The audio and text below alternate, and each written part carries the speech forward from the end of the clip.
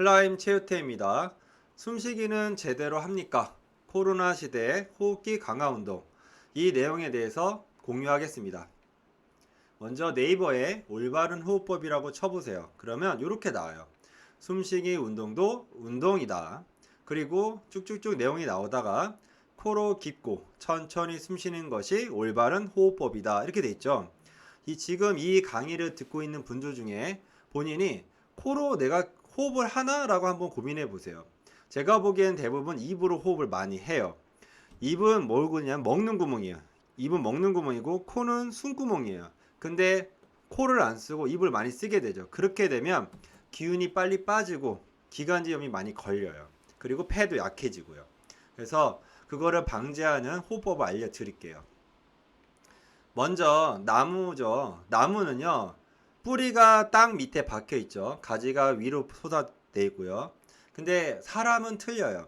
사람의 뿌리는 머리예요. 그리고 가지는 다리예요. 그래서 우리가 나이가 들면 뭐부터 약해지냐? 하체부터 약해지는 거예요. 왜? 하체가 뿌리가 아니고 가지예요.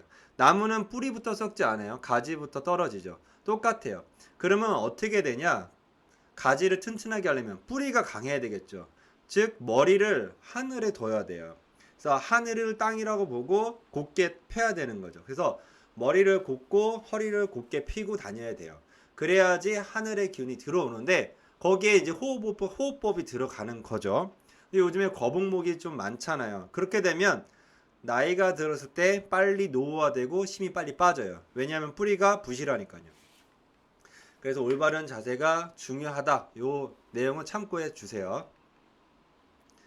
우리가 처음에 태어났을 때, 아니요, 어머니 뱃속에 있을 때 뭐로 호흡할까요? 코로 호흡할까요? 입으로 호흡할까요? 배로 호흡할까요? 배로 호흡하죠. 왜냐하면 탯줄을 통해서 영양분이나 이제 산소가 들어오니까. 그리고 태어나면 어렸을 때는 배로 호흡해요. 그래서 지금 아이를 키우시는 분들 아이 잘 때 보세요. 배가 움직이는지 가슴이 움직이는지. 배가 움직일 거예요.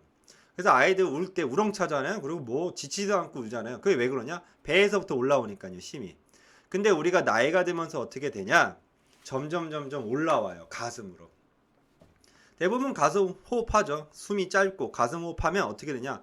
호흡이 짧을수록 주변 환경의 영향을 빨리 받아요. 뭐냐? 내가 열받으면 바로 올라오는 거예요. 눈이 충혈되는 거죠. 그리고 불안하고. 그게 이제 가슴 호흡하는 사람들이 그래요. 대부분의 봤을 때 저는 복식 호흡하는 사람 별로 본 적이 없어요. 주변에 저밖에 없는 것 같아요.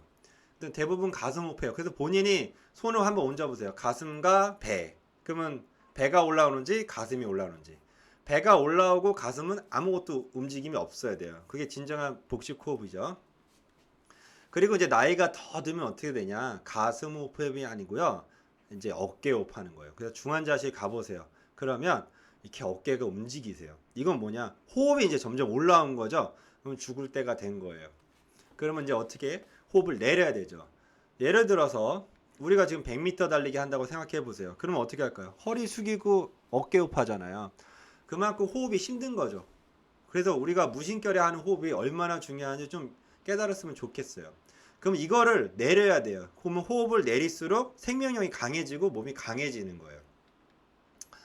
그래서 이 호흡이 별것도 아닌데 이게 얼마나 몸의 내성을 강화시키는지 이걸 하게 되면 아실 거예요. 숨쉬기 운동도 운동이다. 첫 번째, 폐를 강화시켜요.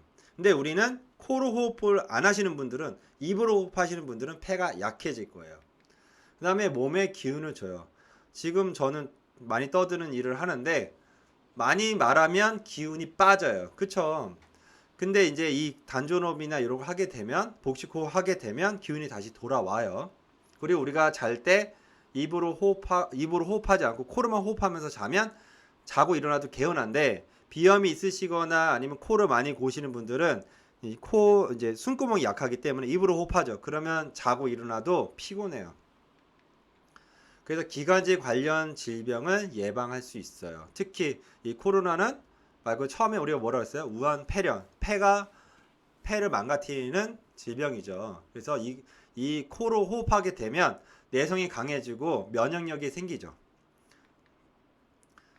그 다음에 이제 코로 깊고 천천히 숨 쉬는 것이 올바른 호흡법인데, 이 단순한 내용을 실천을 못하는 분들이 많아요.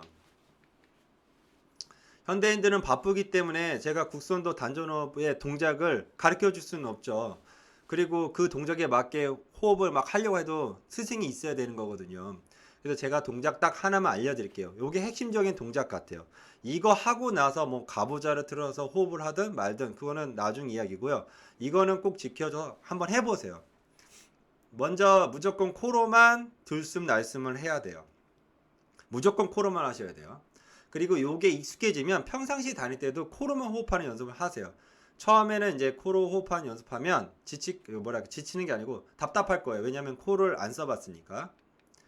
그래서 엉덩이가, 이거 지금 제 사진인데 복싱 하다가 찍은 거예요. 지금 말이 아니죠, 몸이. 그래도 올바른 내용을 전파하겠다는 이 신념하에 찍었습니다. 엉덩이가 올라갈 때는 들이마시고요. 배 끝까지 호흡이 들어온다 생각하고요. 가슴이 아니고 배 끝까지요. 그 다음에 엉덩이가 내릴 때는 내쉬는 건데 입을 쓰면 안 돼요. 제가 유튜브 강의를 몇 개 이렇게 보니까 호흡에 대해서 잘못 알고 계시더라고요. 호흡은 무조건 코로 하셔야 돼요. 그래서 엉덩이가 올라갈 때 들이마시고 엉덩이가 내려갈 때 내쉬어야 돼요. 코로 내쉬는 거예요. 내쉴 때는 어떻게 하냐, 천천히 들어올리고 천천히 내리면서 해요. 근데 느낌을 눈을 감고 코 끝에 촛불 있다 생각하고 하세요. 촛불이 꺼지지 않을 정도로 들이마시고 내쉬고 이렇게요. 그래서 엉덩이 올릴 때는 과도하게 들면 안 돼요. 이렇게. 우리가 지금 호흡법 운동하는 거지 근육 운동하는 건 아니잖아요. 그래서 엉덩이를 올릴 때는 과도하게 끝까지 들면 안 되고 엉덩이 내릴 때는 바닥에 닿으면 안 돼요. 그리고요, 혀는 입을 닫고요, 입 천장에 붙이세요.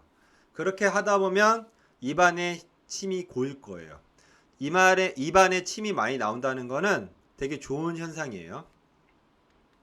그래서 하루에 10회 이상 권해요. 좀 뭐 못해도 최소한 5배 이상, 5회 이상 꼭 한번 해보세요. 그래서 꾸준히 하면 좋아질 거예요. 주변에 제가 지인분들한테 알려줬는데 몇 분은 효과를 봤더라고요. 한번 제가 영상을 직접 보여드릴게요.